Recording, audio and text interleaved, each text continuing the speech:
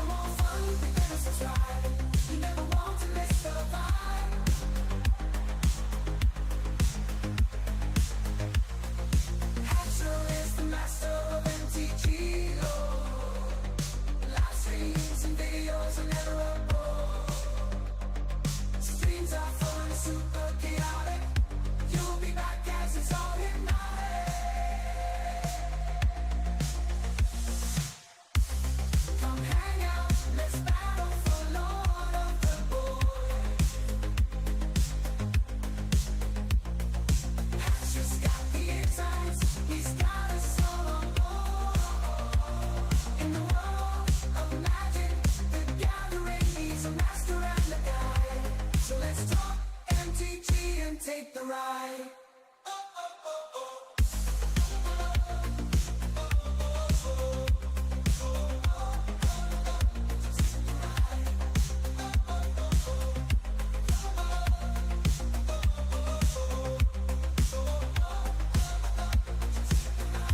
For more fun, you better subscribe. You never want to miss the vibe.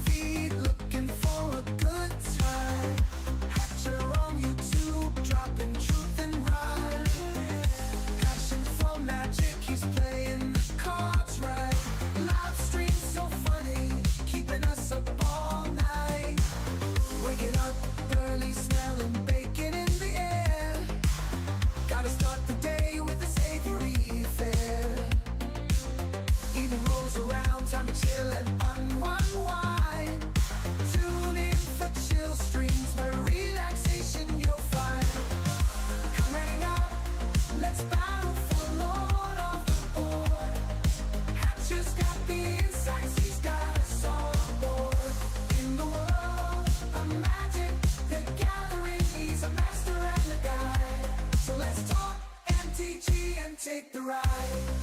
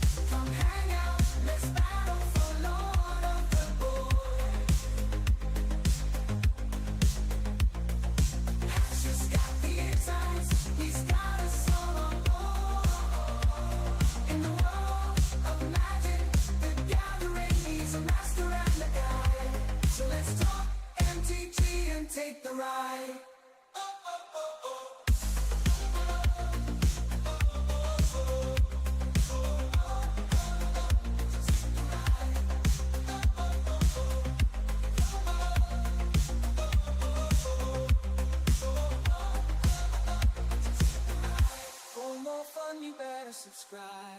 You never want to miss the vibe. Bum bum billy boo, it's the Wondrous Historian. Hello! Hello! What's up, my friends? We have gathered for another card game discussion. Tonight, we're talking about how do expansions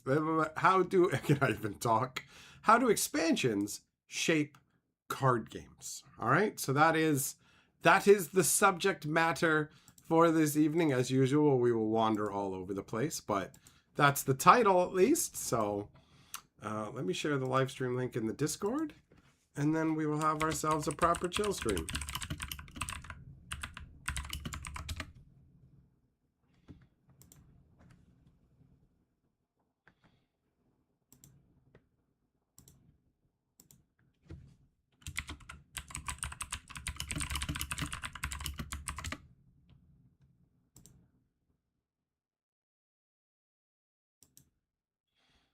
All right, there we go.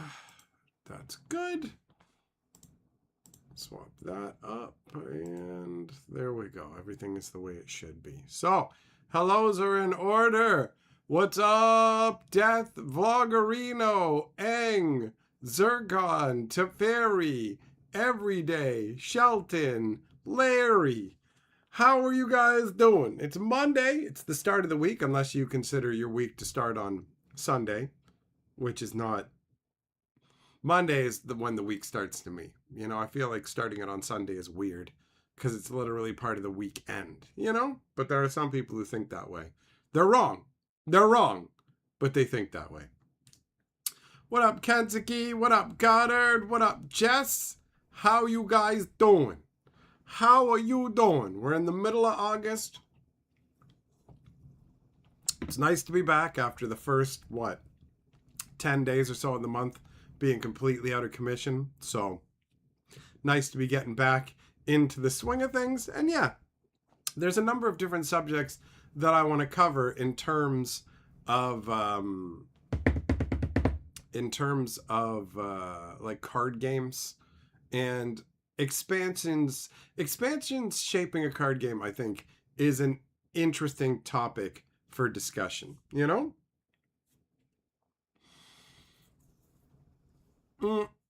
Goddard, you're letting your grass get knee high because you're not going out there in the heat to cut your lawn.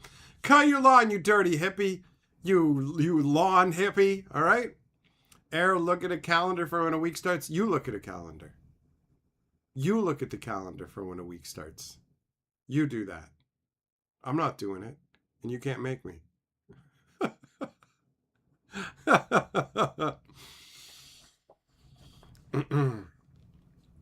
So yeah, I was thinking about it. And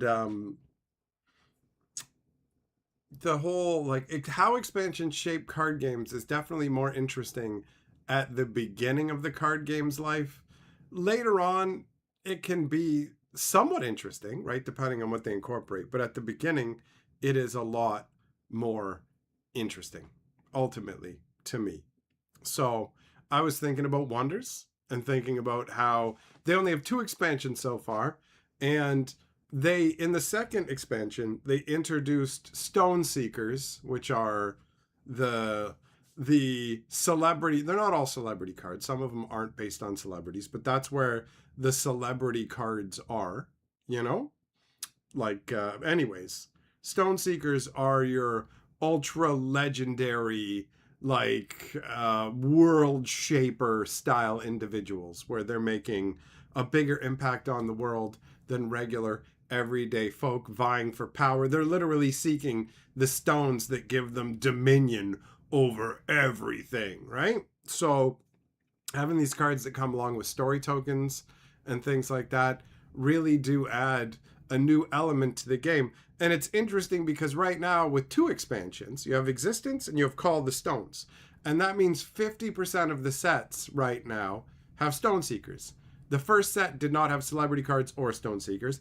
The second set had both.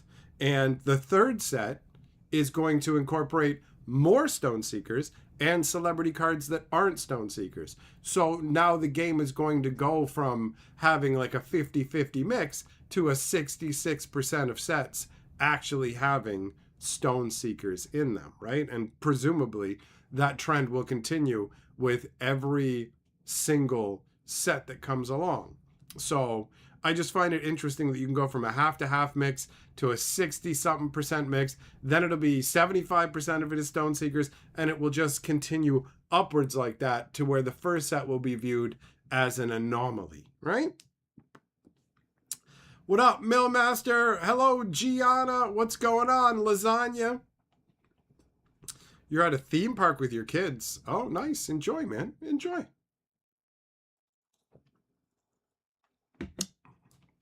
Era's saying mow your lawn right now in the evening when it's cooler. That makes sense to me. That makes sense to me. So yeah, it's definitely interesting to see how card games get their identity molded by different sets as they come along. In some cases, if you make too many big changes too quickly, you can fundamentally alter the nature of the game in a way that alienates people who started your game right before you made those changes. I don't think that happens too frequently, though. Actually, I don't know what frequency it happens with, because we'd have to take a look at all, because a lot of different card games start out and then just immediately flop, right? Like, how many card games even make it to having 3 or 4 expansions lasting a few years? A lot of them do not. A lot of them do not.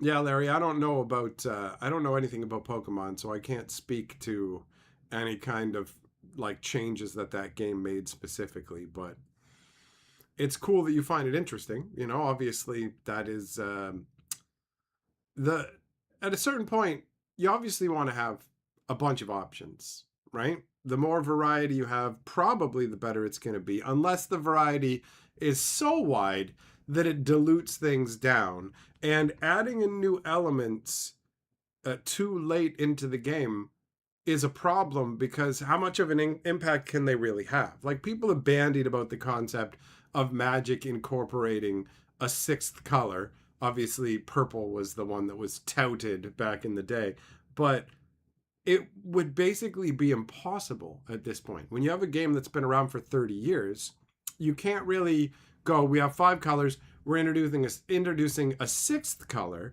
because it goes one of 2 ways, right?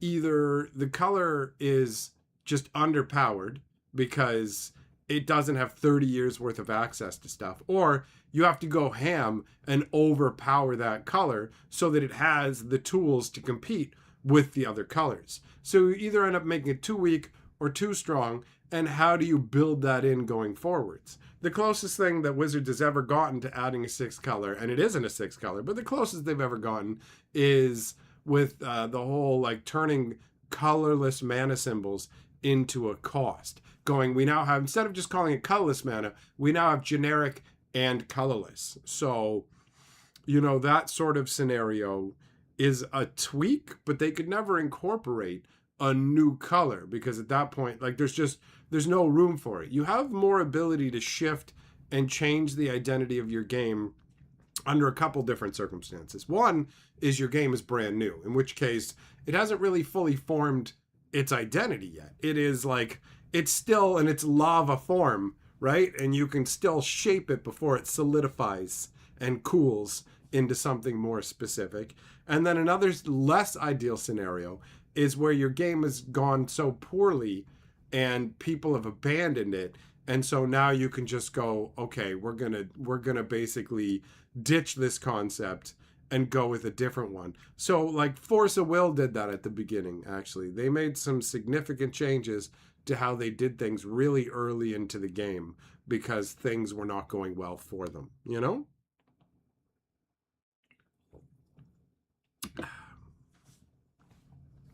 Larry, I have no idea why on earth you would think that Magic would have to have new card backs to incorporate a 6th color. They could just go, this is our logo now. There's no rule saying they would have to make different card backs.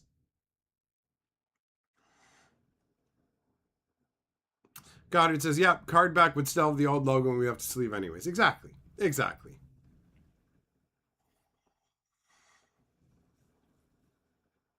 Just expansions can go either way when they try and change the rules and make new stuff for it. Yeah, it depends. It depends on how much, you know? Finn, energy is not another color, right? Energy wasn't. Energy was spread across a bunch of different colors, so that's not a different color. And snow is a fucking like a super type. Again, not another color. So it doesn't really work. Doesn't really work.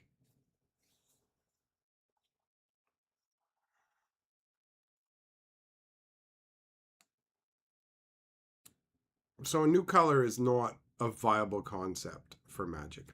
What's up? Yeah, Magoro. But you've got a game like Wonders where it's brand new. They have 2 sets right now. So there's still plenty of room to chisel new things into the bedrock of the game and have it be accepted without any real issues. Because the second set definitely brought in some interesting new concepts. You have the Stone Seekers, which are cool, and the story token stuff is cool. The way that the story tokens got put into the packs, though, is kind of wonk. Let's be real. Let's be real. This was definitely a learning experience for them, and I think they're going to fix it with the next set. But there was like, you'd have regular tokens in packs, you'd have story tokens in packs, and you would see people reacting to getting like, oh look, it's like, oh, I got a mythic rare, and then you look and you're like, it's a story token, and they don't feel the same. Like a rare, epic rare, or mythic rare story token doesn't feel the same as a mythic rare, or whatever, because they're more limited. They can only be used if you have the Stone Seeker, all that kind of stuff, you know?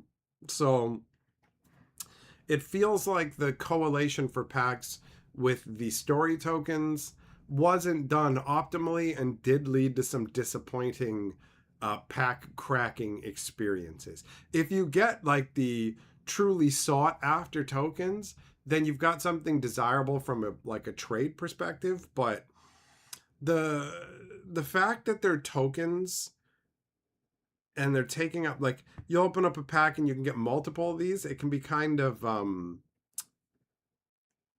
annoying. Millmaster, like if emblem tokens were in the mythic spot, not exactly. It's not exactly the same, because the difference is that planeswalker cards that create emblems, you can just take a piece of paper and use it as that emblem. To actually use Stone Seekers, you do need the genuine story tokens. You can't just use any random object to create a story token. Like the Stone Seekers say on them when they come out, and when you tap them, make a story, like put a story token out. But there's no inherent information on the card saying what the story tokens are or what they do. So it's not identical to that. You do actually need to possess the story tokens. So it's better than if Magic just had the emblems in the actual slot for the rare or something like that in a pack. That would be way more frustrating. You know what I mean? I feel like they just needed to, basically what they need is like a dedicated slot for the story tokens. Maybe have it so your pack either has a regular token or a story token. And then, you know, if it's a foil, it also takes up that spot, because it's just like, there's definitely a downgrade feeling in your mind when you crack a story token over a regular card, but because you do need them actually to play, they don't feel the same as a Magic token, which is irrelevant. You could just use a penny in its place. You know what I mean?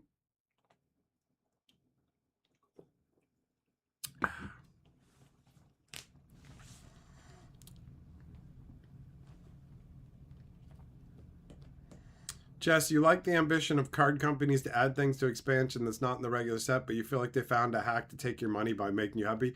I don't think it's a hack.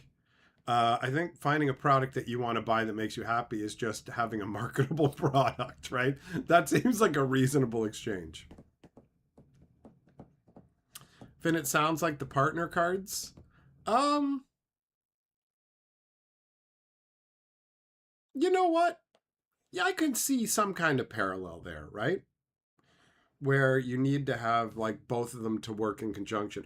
A Stoneseeker without any story tokens isn't useless because they do have built-in stats, but without the story tokens, they're not nearly as good. So there were some story tokens that if you get them, like there's the one I believe for the blue Stoneseeker that's like the hottest out of all the tokens. If you get that guy, it's pretty desirable. But I don't know. It's an interesting concept. The execution on it just needs some tweaks. And I believe, I can't 100% recall, but I believe when I was at the Shattering, we talked about this fact.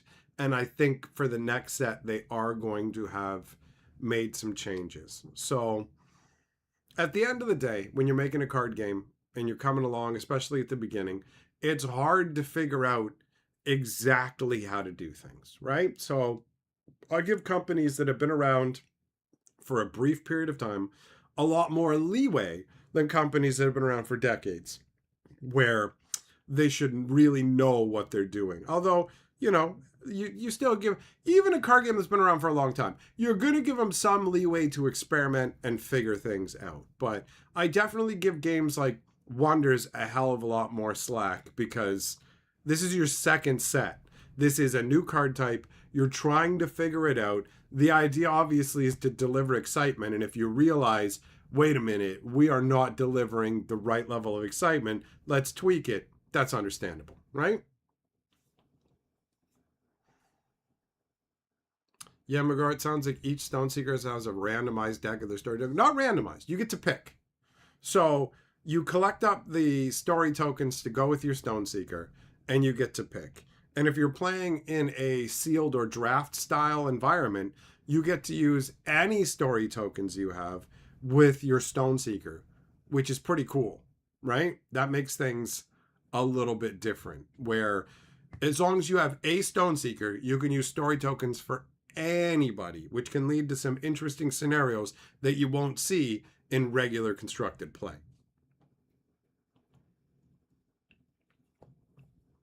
There, yeah, I would agree that Magic at this point is the most complex deck building game. Absolutely. There is an argument to be made that complexity has an upper limit where after that it starts to become genuinely obnoxious. Have we actually? I feel like that's a subject that I wanted to talk about.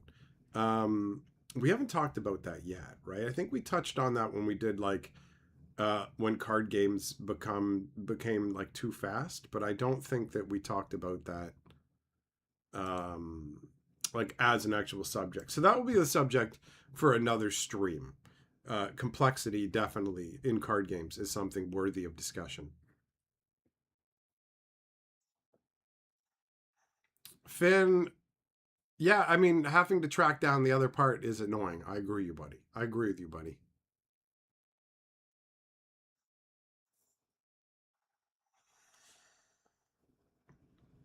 Jess, that just sounds like you were gambling, though. See, before you said you were buying cards because it made you happy, and now you're saying that you spent money buying booster packs hoping to get a really expensive card.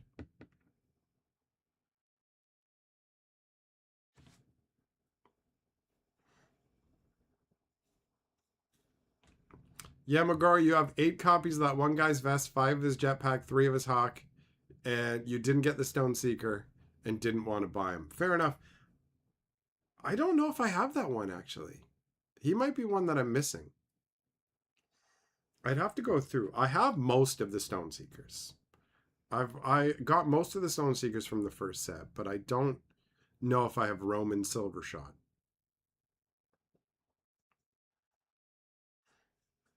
Finn, you want to play the game, but you want to have enough access to get the cards. Understandable. I mean, you want to have access to the cards to play the game. That makes perfect sense. There's nothing wrong with that mentality. Now I'm wondering, do I have that Stoneseeker? It's making me want to check. Let me take a look. If I can even remember what box this stuff is in, because I honestly can't dig around in heavy shit. I'm not allowed to lift heavy things right now. So I have to, okay, hold on here. He's Heliosynth, right? Okay, there's Dragor. Kaya.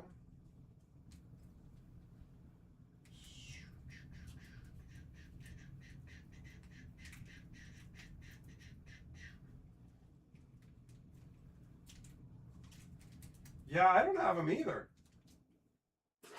I think he's the only Stone Seeker I don't have. I have Valen. I have Kaya, I have the green guy, I've got the Chuck Liddell one. I'm missing that one too, Yamagoro. I have all of his tokens, I believe. I think the only tokens I'm missing are the ferret token that I miss.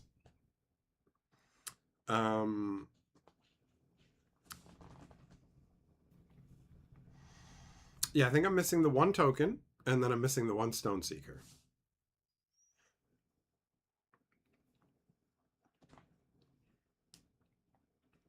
Well, why would you want the rifle if you don't have the guy to go with it? Yamagoro, right?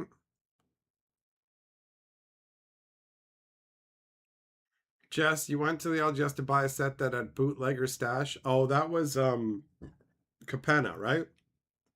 Bootlegger Stash is a fun card. Got it in the first 4 packs. You felt it was magical, and then the price collapsed because it sucked. It's one of those cards that your imagination runs away with and you get excited about, but in practice turns out to kind of be like, whatever, right? Larry, you realize your parents have the same chair as me? Office chairs, buddy. Office chairs. I got one of the gamer chairs before this, and it was garbage. It was garbage. I wanted it because I was like, oh, the internet boys have the gaming chairs. So I got one and realized that it's gimmicky garbage, and I do not want it. So I bought an office chair, and this one has been pretty reliable. It is getting beat up. But I'm going to ride it until it's like no good anymore, because chairs and shit are expensive. They're expensive, and I ain't made of money. I'm made of failing flesh, as evidenced by my hospital visit. It's weird. The bandages are starting to fall off, and I can just see like the cuts that they made in my body and the scars, and it's just unsettling. It is mildly unsettling to see the scarred up remnants of my horrifying human body. Remnants, like there's only a bit of me left. Juggling, that's why we need a hat chair fundraiser. Oh, I was like, why hats? And then I read it again, and I'm like, actually, that deserves one of these. Hat chair, awful, just awful. Oh, I can't believe that I don't have that one Stone Seeker, bro. I guess I can believe it. It is believable. I'm still missing like a bunch of mythics from the set. Like, how many mythics am I still missing? 1, 2, 3, 4, 5, 6, 7, 8, 9, 10, 11, 12, 13, 14, 15, 16. I'm missing at least 16, theoretically more. But I also don't have the Umbrathine Formless Stone.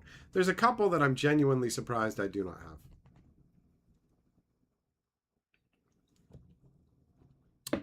Jess, it's not really crazy what unending pain will make you do to me. It's much better to have these cuts on my body and these surprising scars than it is to have an organ that hates me and wants to destroy me from the inside. You know? Nobody wants to get destroyed from the inside by an organ. Except the ladies! Get it? Huh?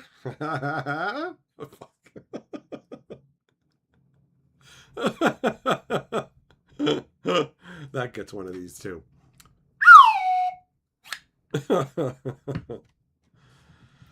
Oh, ridiculous.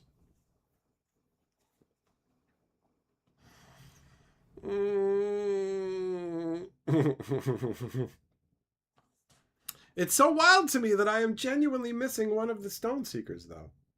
I feel like I should already have it. That's okay. That's part of collecting a card game, is not having everything, you know?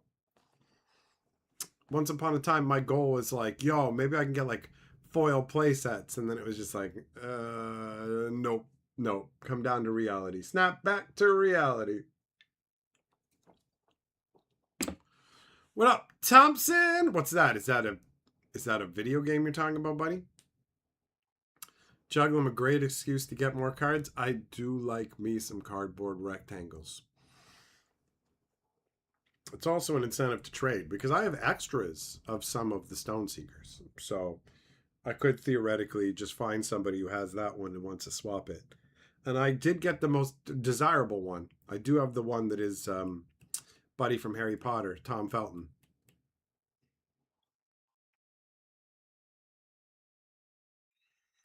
Jess, I heard about that guy. He didn't listen to the doctors, and then he did that to himself, and he still had he even burned it, bro. Absolutely wild. Gianna, I mean, somebody wanting to be drugged up so that they don't feel pain. I mean, at the end of the day, a lot of what we do is to avoid pain of different varieties: physical pain, emotional pain, the pain, the pain that comes along with being afraid of the future, the pain of being lonely. There's all these different pains. Thompson, all right, buddy. All right, do so.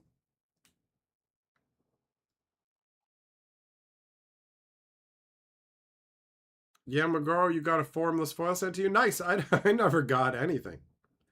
Finn says, guys, this is your chance. Perp needs a living maid. Wait, maid means something different here in Canada, buddy. You got to be careful with that term. You got to be, when we're talking about pain and all this stuff, you got to be real careful when you use the term maid. You got to put French in front of it or something. Get a little French maid outfit, you know? So, something, buddy.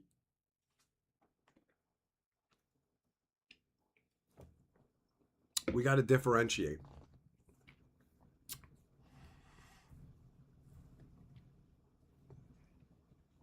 Jess, imagine if you were my maid. That would be a nightmare, bro. Anytime I misplaced something, I'd be like, did that crackhead steal it? Did that crackhead steal it to sell it for crack? Do you know what I mean? Immediately. I would put I'd be like, where's my computer mouse? Did that crackhead steal my computer mouse? And then I would be like, computer mice aren't even worth anything. You can't sell them for anything. He's a crackhead, though. So he's not going to know that. He probably took it. You better count your fucking teeth every morning. And when you wake up, I'll be looking in the fucking mirror going like this. Checking all my fucking teeth. Yeah, McGraw, I know. I filled it out. I didn't get jack. I think they're only doing it in the States, bro.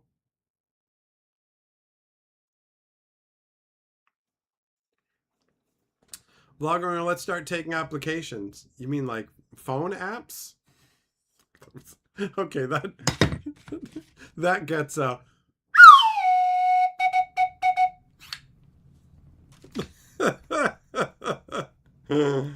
terrible. Absolutely terrible.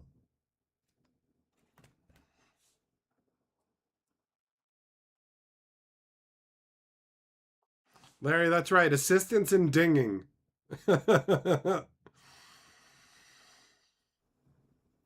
Somebody fucking put that on one of my streams. They're like, don't be sad to see you go, but they have maid if you need it. I'm like, holy fucking grim shit, bro. Like, fuck, I'm just trying to celebrate the fact that I survived my surgery, okay? Like, Jess, you were a cook in a hospital, so you're pretty good at cleaning. Yeah, you're pretty good at cleaning people out of stuff to sell for crack. All right? I see you, buddy. I see you. I'm not letting you fucking steal my shit, right? You'd be like, I never did that. You wouldn't even remember. You got brain damage from all the crack. Crack is whack, yo. So, No. You're not stealing my shit. I don't have that much worth stealing, but you'd fucking try anyways. You would try anyways.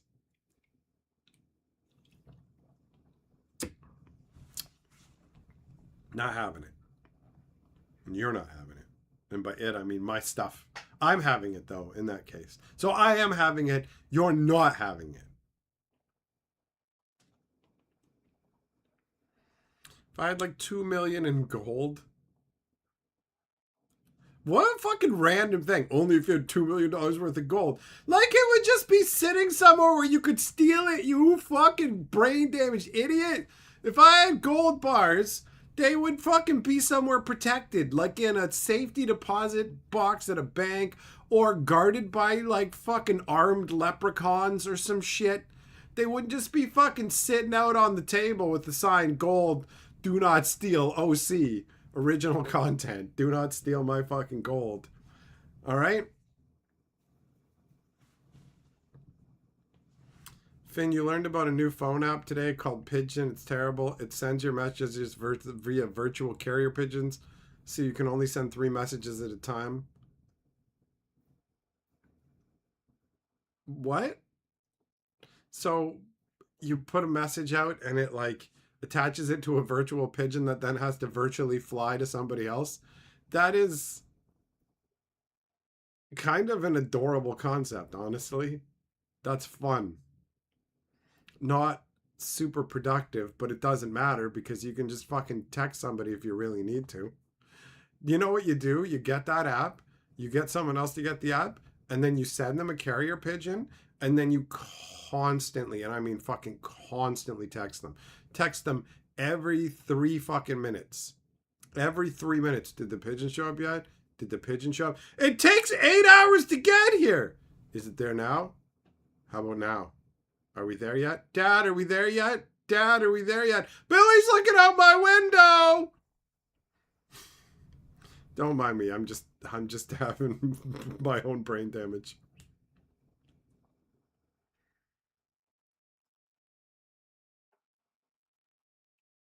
It has a 0.2% chance of dying. Shit, Finn, so do I, buddy. So, you know, I guess the odds of the message not getting to me increases.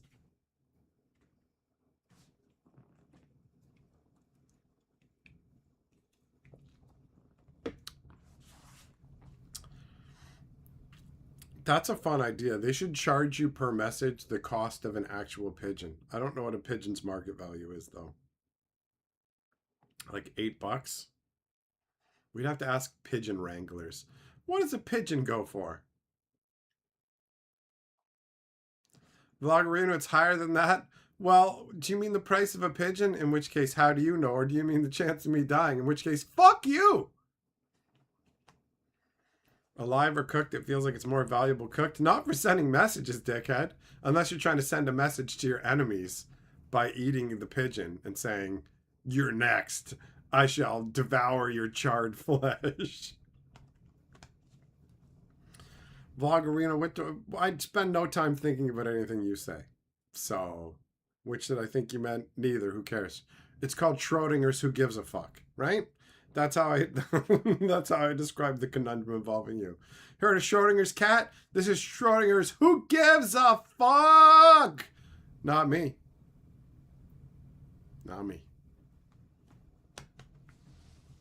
Zircons, I think they call that squab. What an unappealing name.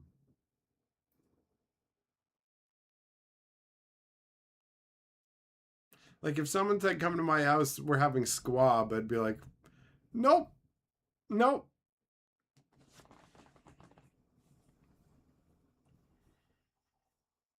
That's a no from me, dog.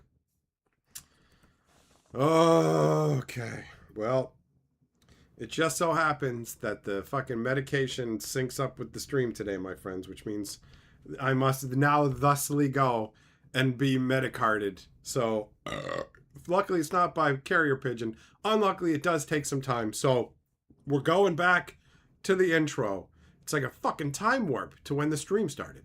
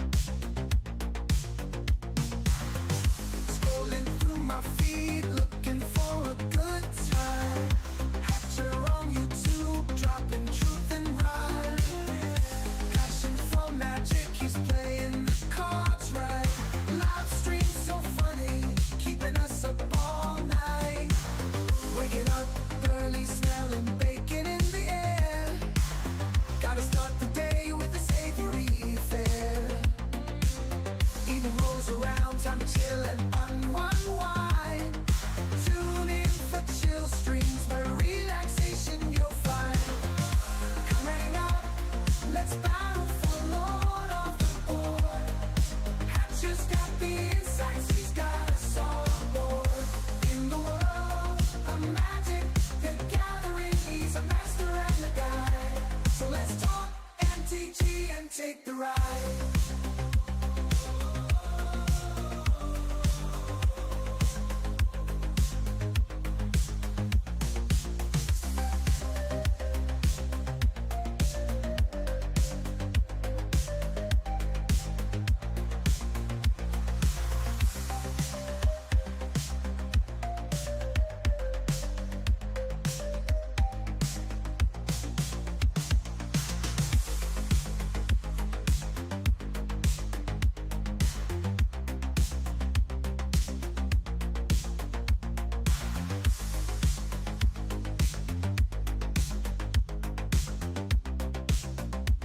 So let's talk MTG and take the ride.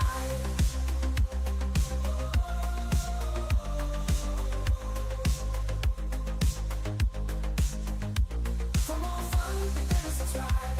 You never want to miss the vibe.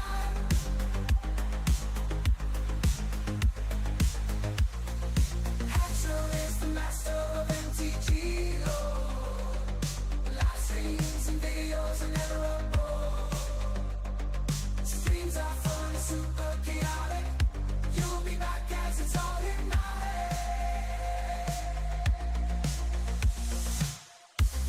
Come hang out, let's battle for Lord of the Board. Hatcher's got the insights, he's got us all on board. In the world of magic, the gathering, he's a master and a guide. So let's talk MTG and take the ride.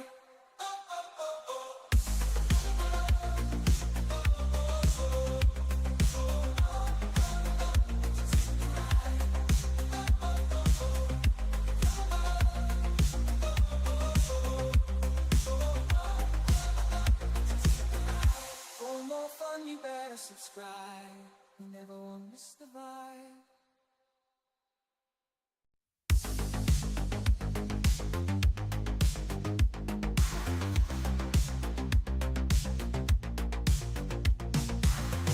Scrolling through my feed, looking for a good time. Hatcher on YouTube, dropping truth and rhyme. Passion for magic, he's playing the cards right. Live stream so funny, keeping us up all night. Waking up early, smelling bacon in the air. Gotta start the day with a savory fare. Evening rolls around, time to chill and unwind. Tune in for chill streams where relaxation you'll find. Come hang out. All right, I'm back. I'm back. Is the duck tub new? No, the duck tub is like the end of the sequence. No, I guess it's there multiple times. It's definitely not new. That's that intro is the same it has been since its inception. Finn, you like the rolling tunnel? I like that intro. It's got a lot of fun little bits. It's got a bunch of fun little bits. Larry, you want to do greetings? Well, you know what? Here you go then. Fuck it. Bum bum billy boo. It's the Wonders Historian. Hello. Hello.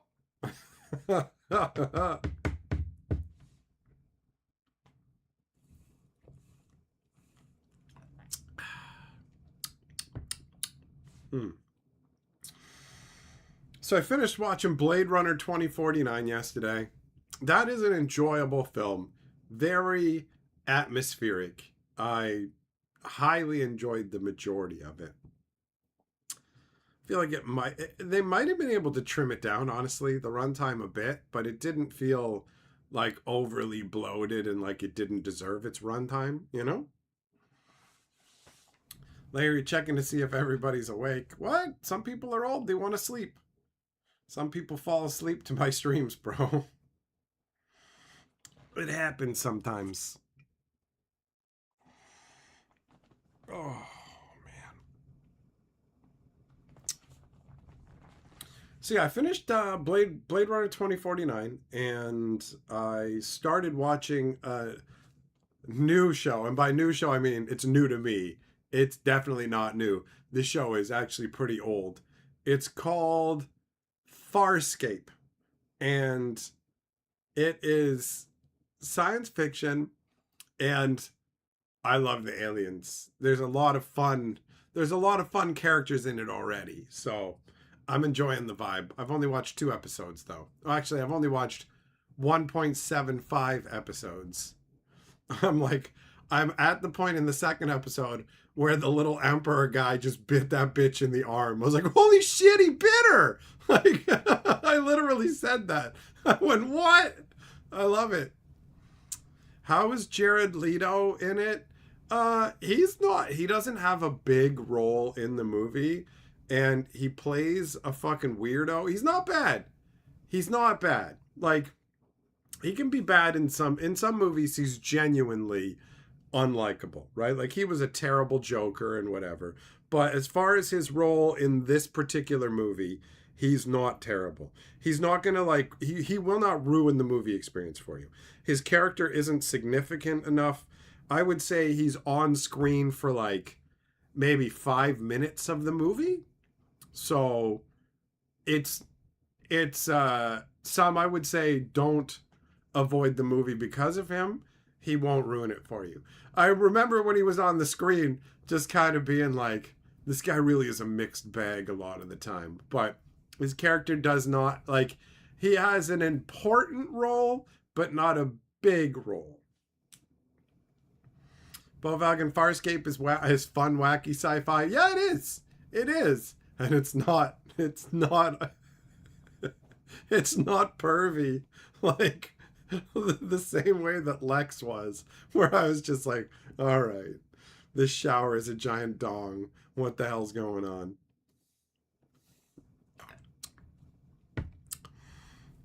So yeah, Blade Runner was worthwhile. I enjoyed it overall. I will admit that the Harrison Ford action scenes are a little rough, you know?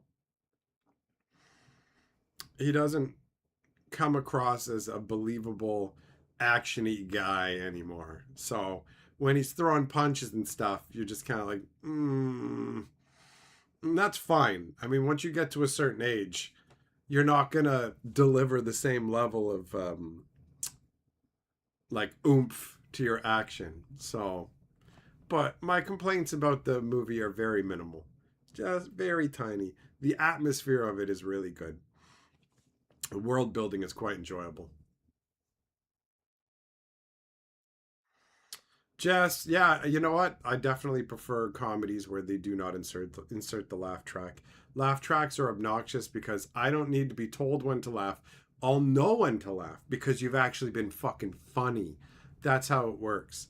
And all the pauses they have to insert where it's like the writers write the line, now we pause because we're going to make the people laugh. It's stupid. I hate that.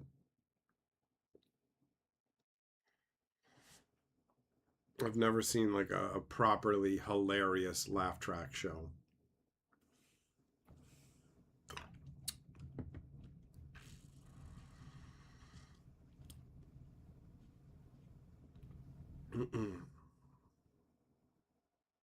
Now, was there more that I wanted to talk about in terms of the effects of expansions on shaping a card game?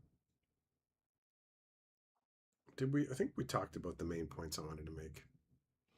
Balvagan, it's interesting the ship is a living entity they can interact with. Yup, it certainly is. The Leviathan is interesting. I find all of the different aliens to be distinct. There's a lot of details they put into them.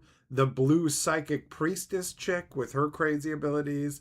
You've got the hot-headed young warrior. You've got the emperor in exile. They're all prisoners on an escaped prison ship. And then you have the humans. Like there's the main guy is okay, right? Like he's okay. It's funny too, the old references because of how old the show is. He's like, it's like a VCR, and I'm like, I know what a VCR is. I'm old. I remember VCRs. That's the level of technology that he was aware of, you know? Gerthul, you haven't seen Farscape in years? I've never seen it. But, like, Right away when I saw the fucking like crazy puppet characters, like the little emperor guy and the dude they just called Pilot, I'm like, this is funky. Aren't they just saying meters in a weird way to account for distance in space or something? I can't remember how they pronounce it, but I'm like, are they just taking the word meter and like using that said weird? You know? Is that what they're doing? Jim Henson crew did good. Oh, is it? I'm not surprised. I'm not surprised it's Jim Henson puppet stuff, really. They do good stuff. The Craig and Squen stuff that Wizards has been doing, they keep using them for ads for different sets, and it's really fucking smart because honestly, they're fun characters. Bovog, you like how they get everyone to understand each other despite them all being alien to each other and not just everyone knows English? I wondered how they were going to cover that, right? Like when he came in, I'm like, is everybody just going to speak English? And they're like, nope. They have these fucking bioorganisms that colonize your brain and live in your brain and let everybody understand each other. I'm like, that's cool. Although I will say this, that little robot that injected the guy with the fucking, with those microorganisms, like, why did it, first of all, why did it have it? Like, babies get injected with that stuff at birth. So why did the little fucking floor robot have it? And more importantly, the floor robot injected it into the sole of his shoe. Like if you look at the footage of it, it's literally the sole of his shoe. It couldn't have entered his body because it's the sole of the shoe. It's the rubberized bottom of the shoe. There's no fucking foot in that part of the shoe, bro. So that did annoy me. But overall I'm finding it to be enjoyable. It's pulled me in and I'm like, okay, I feel like I'm going to go on a jaunt with this one and probably watch a fair bit of it unless it falls off. But the aliens are different. Definitely interesting. I was looking at the blue priestess chick and I'm like, oh, she's just a blue chick. I'm like, aliens got titties too. Alien jugs, bro. Going where no man has gone before. Womp, womp, womp.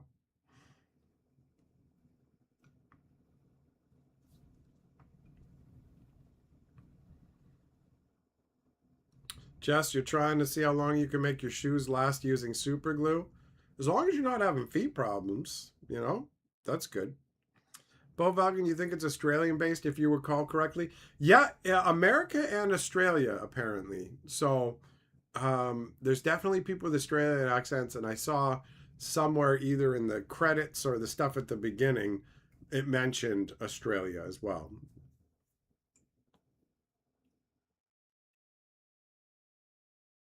But yeah, the world building pulled me in. I'm like, okay, I'm interested. The different characters are enjoyable. I like the Emperor. He's kind of a fucking dickhead. You know what I mean? And I like that he's like, we can go and do some trading. I can get some proper foods. And like when he bit that chick, I was like, this guy is wild, man. He's wild. Also, the bone knife that he uses, it's like, this is used in what ritual by young men to do what to themselves? That it's like, are we talking about what I think we're talking about here? Use the bone knife on your bone, bro?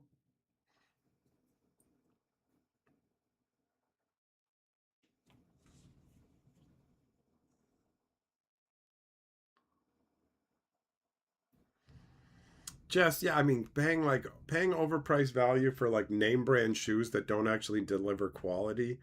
I remember I got a pair of Reebok pumps when I was a kid, and I was so excited to have Reebok pumps because it was like, oh, cool, they got the little pump, and it was a real gimmick. But like the heel of it had these like tubes and a little window and whatever, and the heels of those shoes gave out so quickly. Like they ripped apart so quickly that my dad was angry when it happened because of how much they cost. And he was like, nope, nope. And he bought this stuff called fucking shoe goo to fix your shoes. And he put it all, like so much of it on the heels of the shoes that there was like a fucking rounded chunk of it on both of my shoes. And it made them sound like high heels when I was walking down the hallway at school. And I fucking hated it. I went from having cool Reebok pumps to these fucking, like, it was this black gank on the bottom of the heels of my shoes that clicked like high heels. Drove me crazy. The only good thing about it was that shit was indestructible.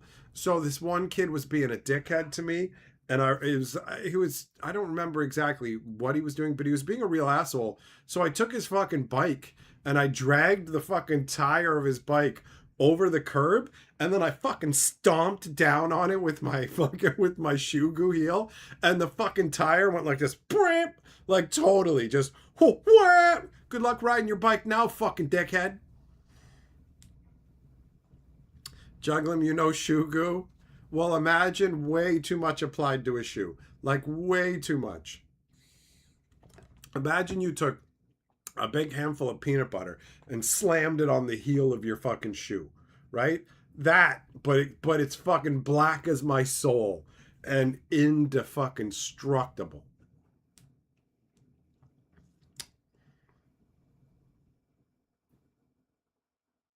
It was so disappointing.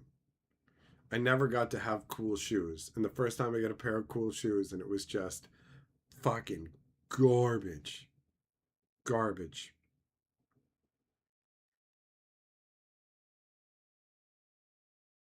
That was the last time I ever cared about having cool shoes, actually, now that I think about it. I was gifted a pair of random Reebok pumps again, like 8 or 9 years ago. Back when I had purple hair, this guy was like, I have purple shoes you can have. And he literally just happened to have them in his trunk and gave them to me. And it was like purple Reebok pumps. It's like, this is sweet, man. You know?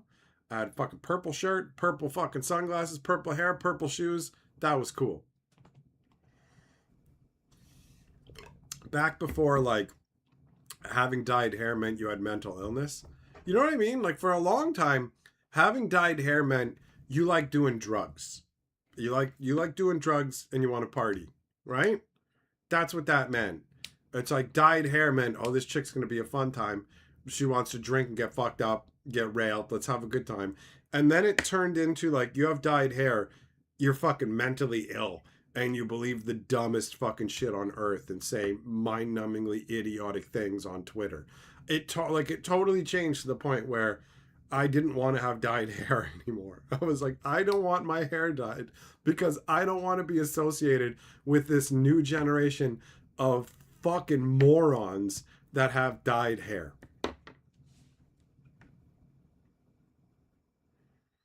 Jess, you almost set your sock on fire with super glue? That's wild.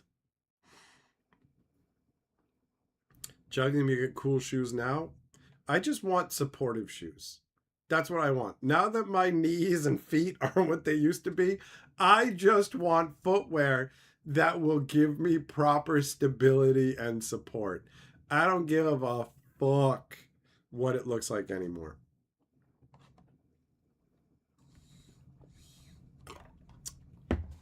All I know is no more Skechers with their bullshit fucking memory foam garbage. Those are a terrible choice. Lady at the shoe store explained that to me. They give out if you just like stay in one position for too long. I had a new pair of Skechers and I fucking ruined them by standing too long at the arcade machines playing the fucking Willy Wonka arcade. Lewis, exactly. Memory foam sucks.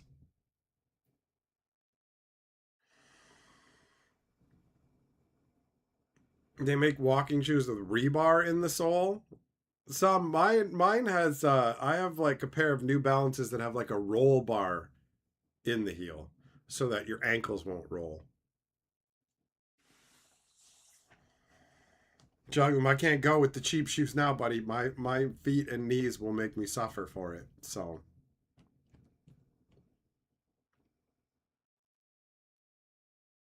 gotta make better choices. Fucking sucks though. It definitely costs more. I wish I could just buy the cheapest shoes. But then I end up paying in other ways, and the physical price is unfortunately not worth it.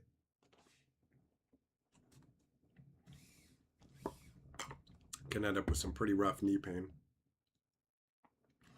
Vloggerina, you want supportive shoes too? Shoes that tell you you're pretty and that are kind to you? I feel like those would go over well. Honestly, for real. Women would love them. Some of the ones you got are New Balance as well. Okay, all right. Are you sure it's rebar in there and not a roll bar? Like rebar? Like a fucking piece of like metal that they use in construction? Doubtful. Doubtful. Considering that they have a roll bar in them and rebar and roll bar sound pretty fucking similar, I think you might just be getting the terminology a little off, you know?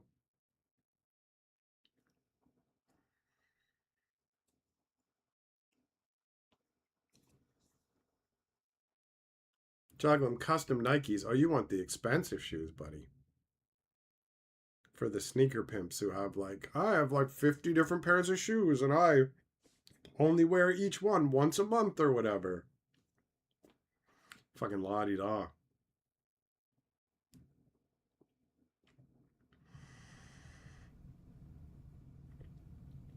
I have 2 pairs of shoes that I alternate between now because I heard that it extends the life of the shoes by like 30% for each pair, which is nice.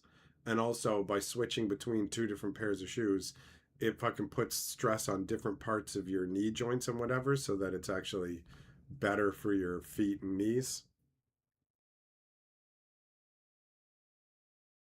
Some you just know the sole doesn't flex like a normal shoe. You probably have the same ones as me, bro, or like ones with a similar design. Juggling one cool pair and wear them till they're destroyed. Fair enough. I used to wear shoes until they were ruined, but my body won't allow it anymore. What up, 10-4? My body will straight up not allow that. It's like, no, son, no. My knees start to give before the shoes do. That's how I know. When my knee starts acting up, I'm like, why is this happening? And then it goes, when was the last time you got new shoes? It's like, fuck.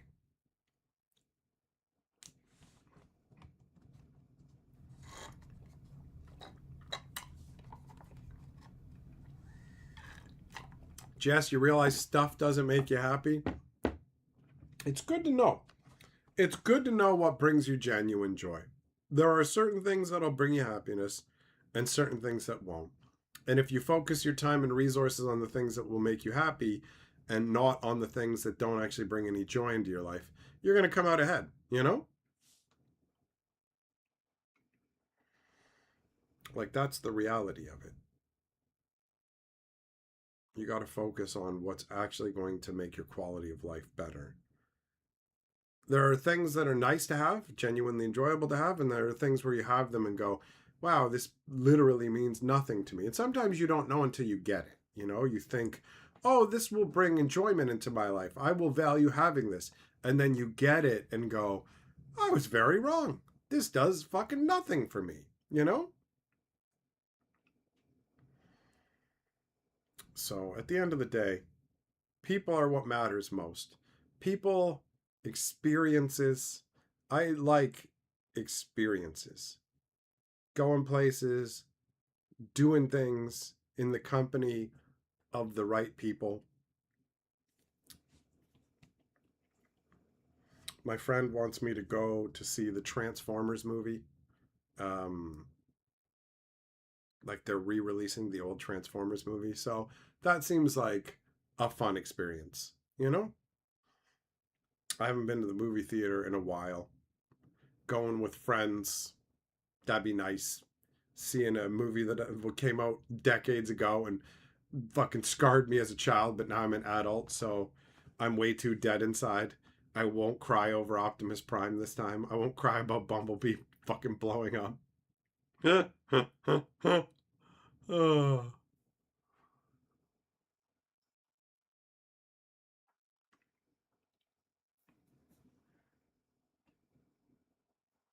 But yeah, that's part of becoming an adult too, right? As you age, you realize what matters to you more. Vloggerino, thanks. I appreciate it.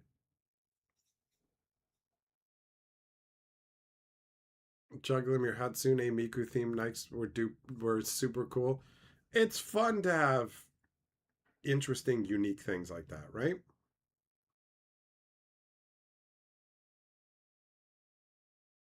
Just people are nice to be around, but they have built-in spin wheels that spins with each topic you bring up. They don't have built-in spin wheels. Neither do you, jackass.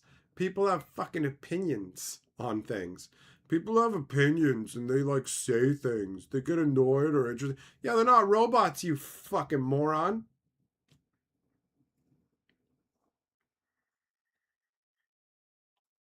People don't react exactly the way I want, so like they're not as good or whatever. Fuck off, man.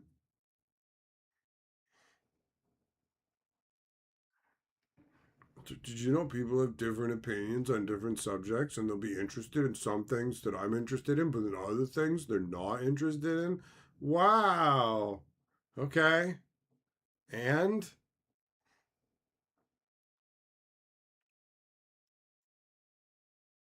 yep, people have opinions.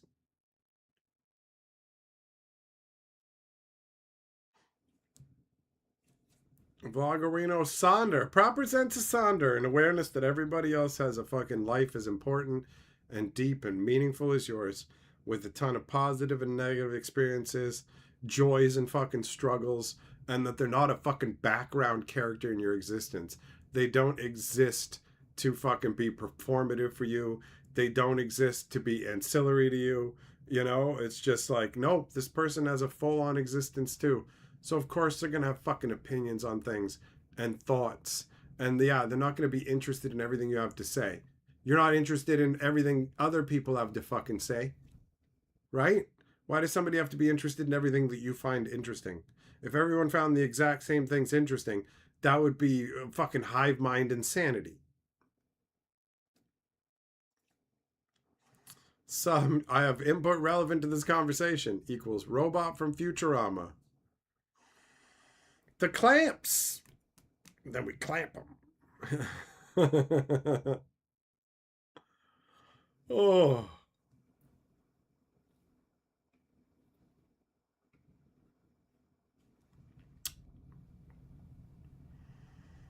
So yeah, I think that Transformers movie comes out in like a month.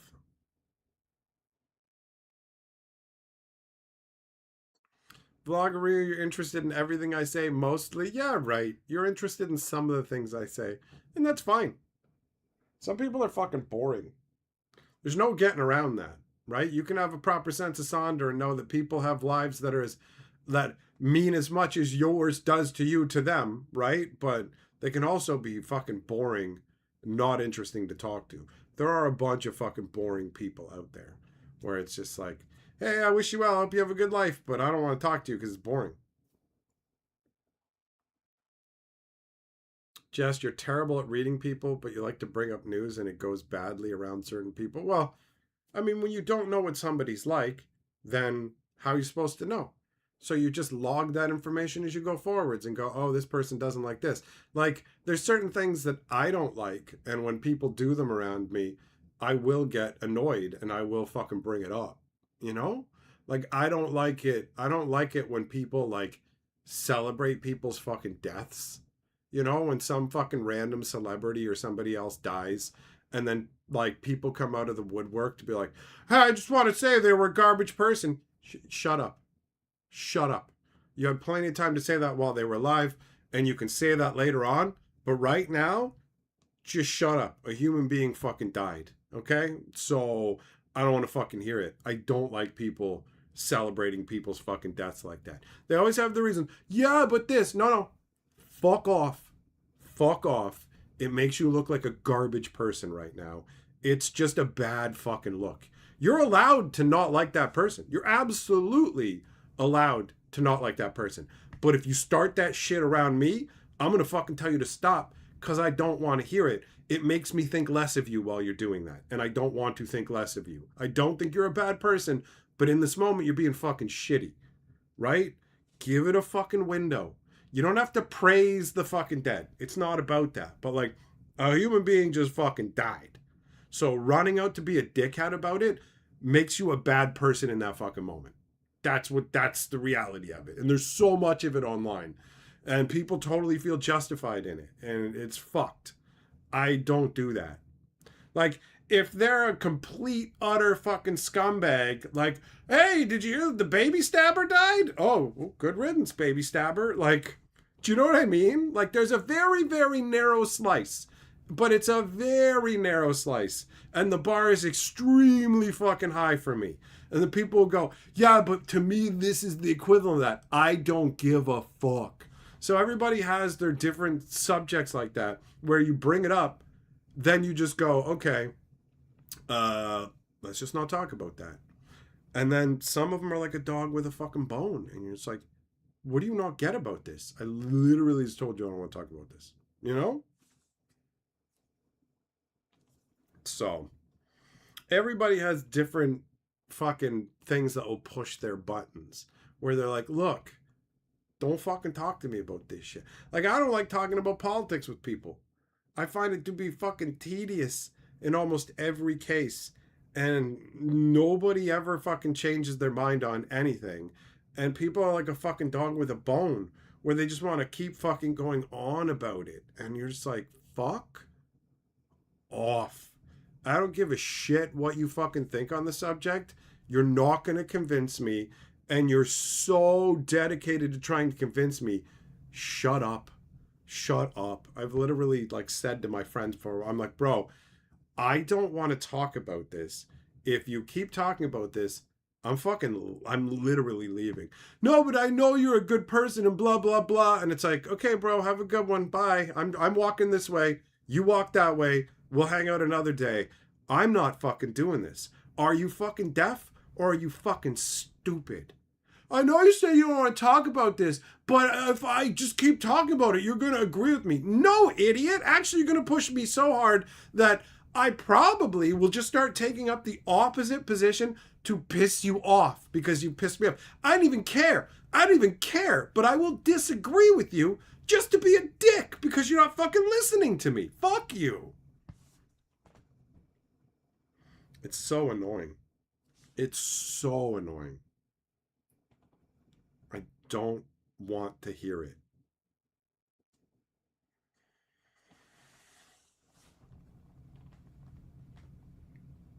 Ugh. But yeah, most of the time you can just tell somebody, yo, this is bothering me. And it's like, okay, we don't have to talk about it. That's how I am. If somebody tells me something bothers them, I'm like, cool, we don't have to talk about that. There's a million fucking things to talk about. Doesn't matter what it is. Some people get really upset when you make your mother jokes. And when they tell me that, I don't go, I can joke about whatever I want. Fuck you, I'm going to keep making mom jokes. The whole point of the jokes is for us to have a fucking good time. So if you love your mother so much that any kind of mother jokes actually make you fucking unhappy, we're not going to make those jokes. That's fine. It's just your mother jokes. It's so mild, but I'm not going to sit there and fucking argue with you about it because, well, I think you need to accept. Like, people are like that. For what fucking gain? You need to think what I think. No, I don't. Fuck you. You know?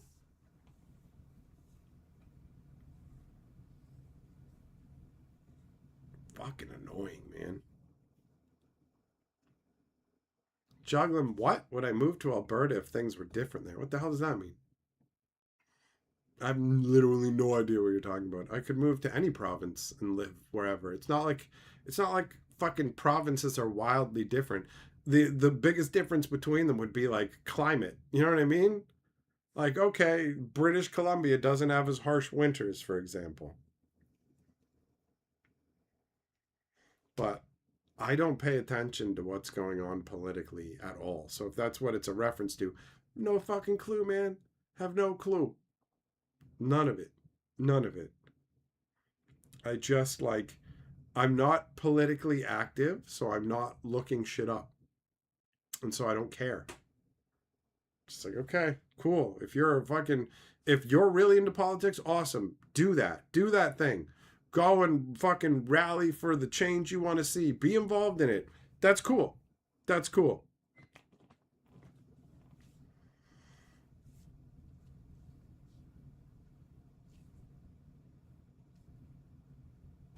but I just don't care.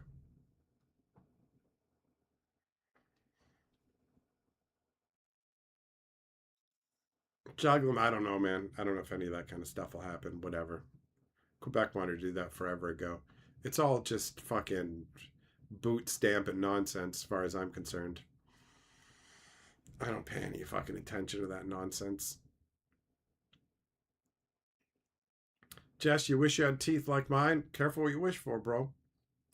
Uh, they look all right, but when my teeth first came in when I was a kid, when I was very little, these teeth had to be taken. Took them out immediately because they came in without enamel. So they were just like fucking exposed and painful or whatever. So until I had my adult teeth, I had a fucking gap here. You know that fucking song, that Christmas song? All I want for Christmas is my two front teeth. That's me. That's me. I had no fucking front teeth for my entire childhood. Okay? So, I don't know. Wishing for these teeth might not be the best choice. My fucking wisdom teeth on the bottom came in fucking sideways, right? The wisdom teeth on top both came in and gave me serious mouth infections, ripping through the skin. And then the ones on the bottom came in sideways. And the one on this side got fucking impacted and destroyed the tooth beside it. So they both had to fucking come out. They had to chisel into my jaw. So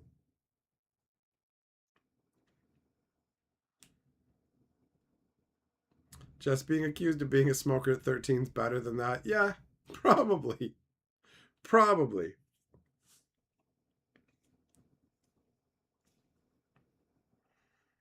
Now I got that song in my head. All I want regret my do my do beep doop boop boop.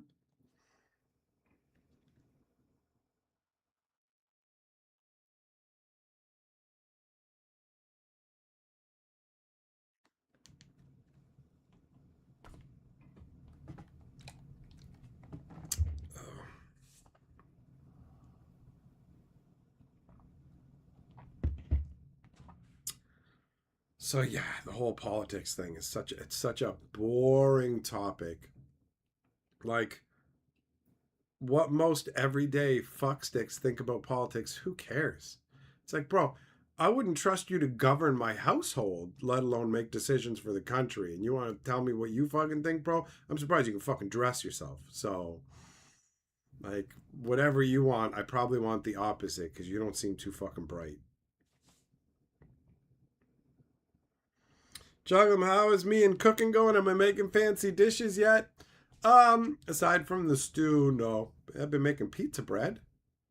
I've been making some pizza bread that's pretty decent, but nothing too fancy. It's hard to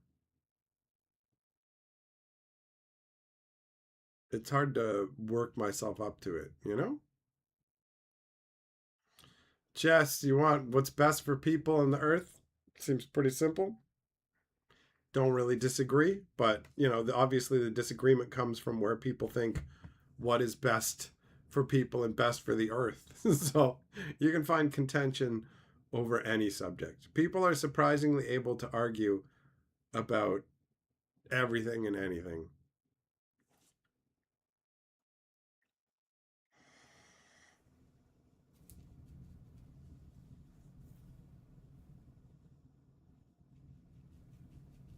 Yeah, it's all right, Juggle. I'm gonna build my way up, buddy. I'm gonna build my way up to making more fancy meals,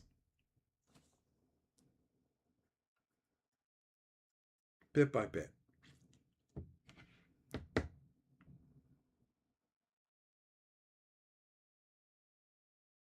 It can be harder to tackle the more involved tasks still. I'm not as depressed as I used to be earlier in the year, but I'm not going to pretend like I'm 100% yet when I'm not.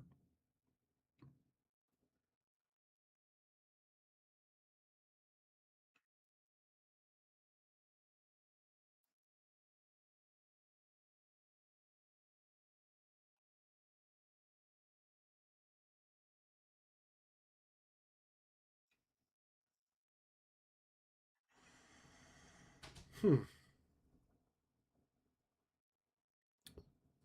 So I finished watching Blade Runner, and then I did an online search for other movies that might give me like a similar kind of vibe, and I got some interesting suggestions. Come on, Cameron.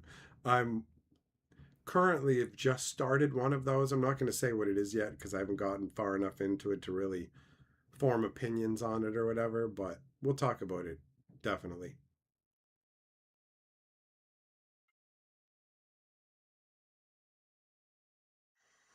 Jogging, you remember when you the first time you cooked an entire Thanksgiving dinner? I've never done that. I've cooked like a whole chicken and potatoes and everything to go with it, but not to the fucking extent of like a full turkey dinner. Haven't gotten that far yet.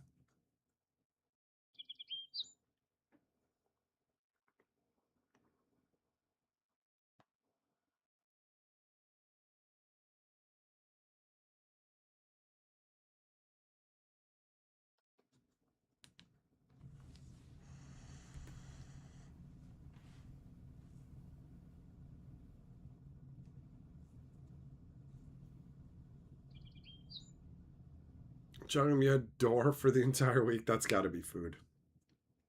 10-4, you liked the newest Blade Runner movie? It was very entertaining, honestly. The world building was top notch.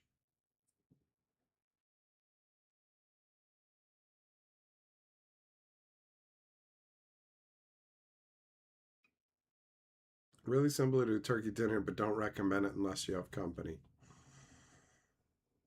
That's a fair point. You're going to want to have a bunch of people to be able to eat that kind of stuff, right? That is something I miss, having more elaborate meals prepared for me. It's definitely different doing it all on my own now, you know? But I'm not just defaulting to the most basic stuff all the time.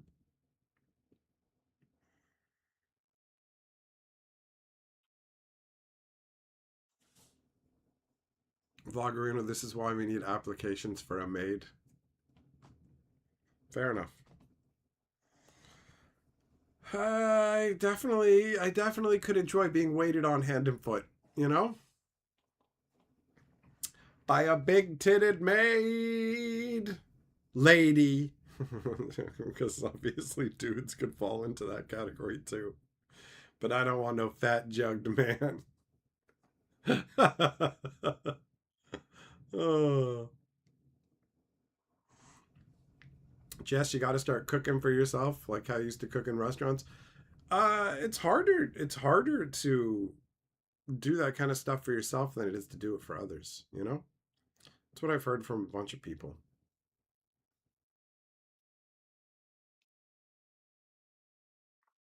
10-4, if you're looking for a movie with similar vibes, The Batman with Robert Pattinson is similar. All right, let me note it down. Let me note that down.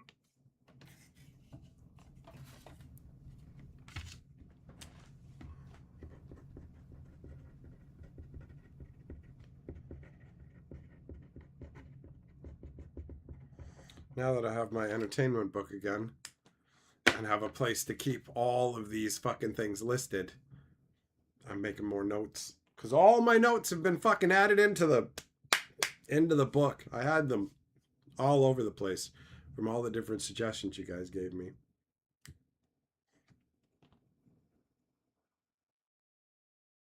It's nice to have it all like localized. That's how I ended up with Farscape. I just flipped through the book, went to the page of TV shows. Oh, Farscape. Okay, let's try this out. It's also where I got suggested the second season of Peacemaker, and man, I noped out of that so fast. So fast. Beginning of the first episode where the chick is complaining about how her woman is mad at her and whatever, I'm just like, no, no. You did this all first season. Who cares? Didn't care about your relationship. Doesn't fit into the show. The show's about Peacemaker, but the end of the episode just showing these two, the end of the series, showing these two kissing and making up and the world spinning around like we're all supposed to care, and the actual Peacemaker's fucking ending was less important for the main character, and you're like, This is the fucking main character. Who cares about these chicks in a relationship that never meant anything? And we're supposed to be so amazed. Oh, they're back together. These two ladies are kissing. Whoop-de-doo. Okay, great. Who cares? And then you just undo it right away for the first episode? Go, redo. They're having problems. Who fucking cares? I'm not watching this fucking horse shit. Fuck you, I'm out. Like, who cares?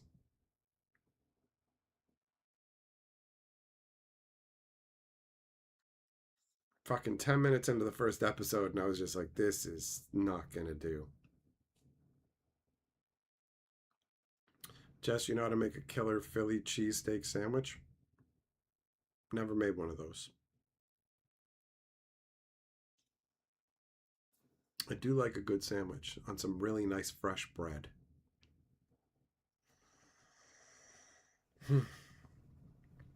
I gotta get some more. I gotta get the ingredients to make bread. I have bread flour, but I don't have yeast anymore. The one I had went bad. Vloggerina says, now who wants to make Hatcher a sandwich? Chop, chop, let's go.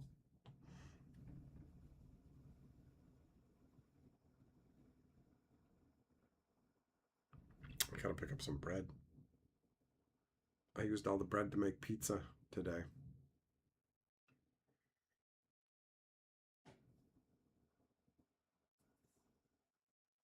Jugglum, I heard the new Serpo Girl movie fucking sucked, bro.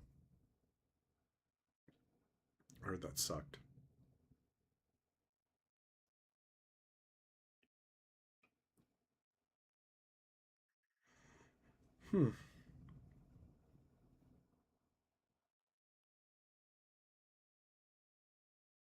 My dad's birthday is coming up, so I went and picked up a pie for his birthday, and then after I picked up the pie, I realized I was just like, shit, this isn't his favorite kind of pie.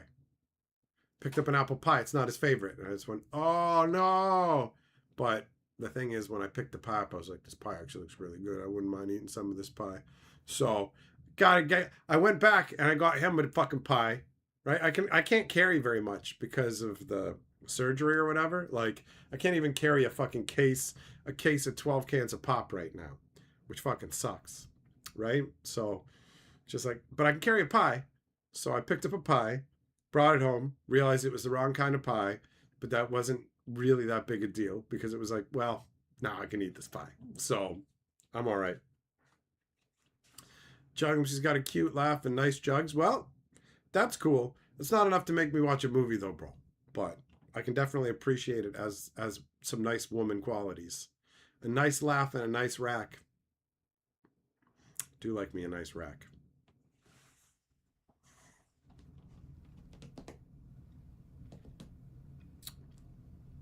Now I'm sitting here thinking about that apple pie. I'll probably have some of it tonight, actually. I lost some weight in the hospital. I can afford to be eating a little bit, you know, putting some back on.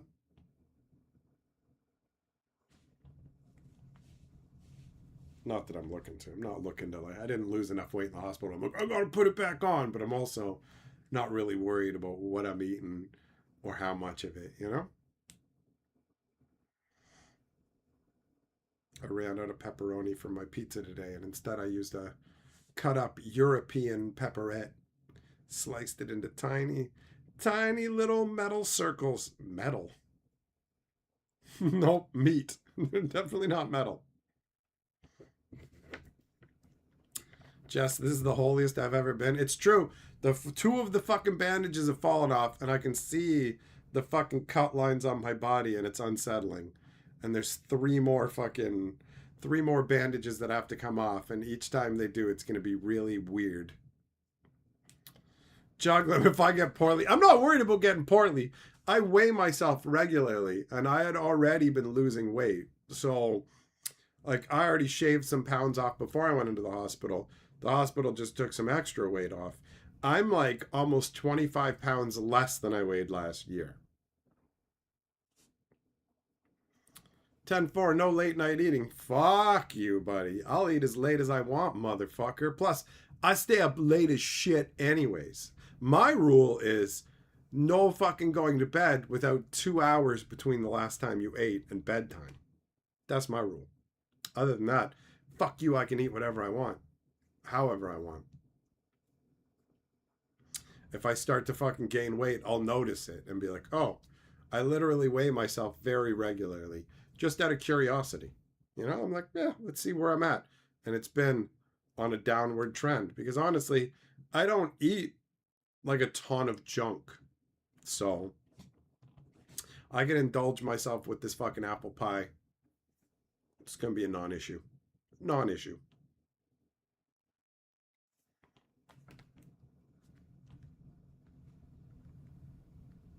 Actually, I tend to keep track of what I'm eating in this fucking app to see how many calories I've had in a fucking day. And it doesn't even take into account the fucking all the walking and shit I do too. So it doesn't matter if I go over.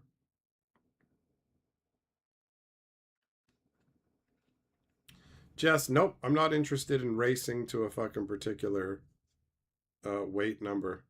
I'm interested in a fucking regular, healthy decline in my weight. So I'm definitely not going to agree to any sort of race concept because who knows how you're going to fucking interpret that and what kind of unhealthy choices you'll make, you know?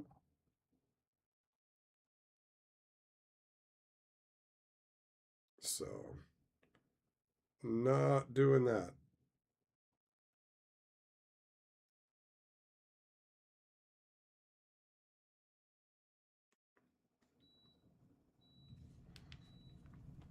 What up, Dragon? How's it going, buddy? I'm doing all right.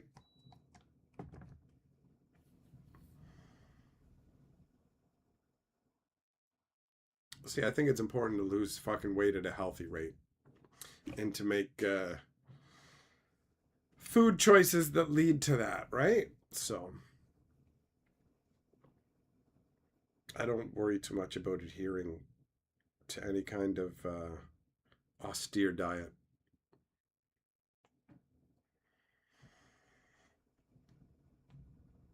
Jess, I'm on my own journey, bro. I wish you luck on yours. You do it your way, I'll do it mine. That's that.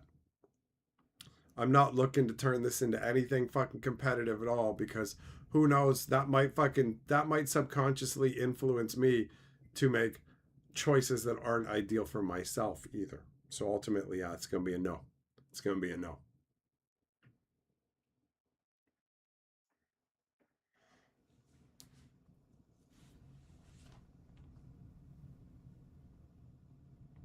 I've actually like I had a goal set out and I'm almost there anyways.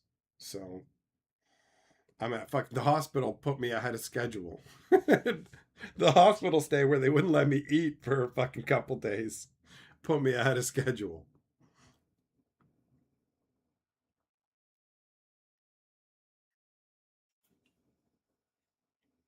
I thought I'd be where I am now about a month from now. So they chopped a few extra pounds off. Not too shabby. Not too shabby. So, but also, like, I fucking didn't get to eat in the hospital. And then when I got out of the hospital, I was being very cautious with my diet and eating very plain foods and chicken sandwiches and shit like that. So now I'm having a little bit of an indulgence phase, but I know what puts weight on for me. I know what makes me fatter. And it takes like a combination of being fucking completely inactive and overindulging way too like drinking a fucking shitload of pop is one of the biggest ones. And I've switched down to having like little mini cans, which are way like it's like three of these would basically I think equal one of the balls of barks I used to get. At least two of these. So I don't know. I don't know. I'm already like I still have extra fucking calories in my budget for today. Although I don't actually like limit myself based on the calorie budget it gives me. I just do this informationally, you know? I just look at it and go, oh, that's how much I've had. So even if I didn't move around at all today, I'd like if you stay within the budget, you have a caloric deficit, and I'm below budget. I was yesterday too, you know? So I think one of the big things I like about it is just making sure that I'm not under on my fucking protein needs and stuff, because that's where you can run into some issues. But don't really have to worry about that, it looks like, because I tend to like meat and other stuff like that.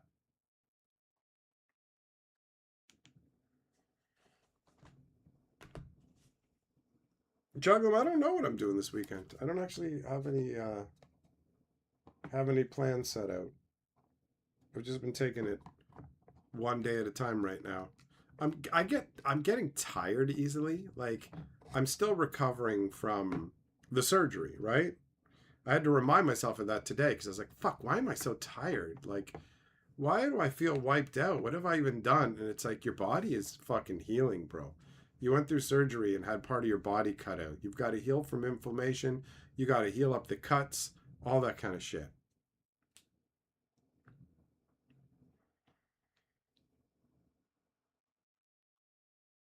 Because it freaked me out for a minute. I was like, what the hell's wrong? You know? And then it's like, nothing's wrong. This is normal.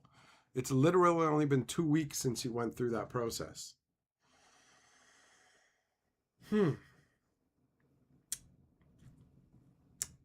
But yeah, I've definitely felt lower energy today.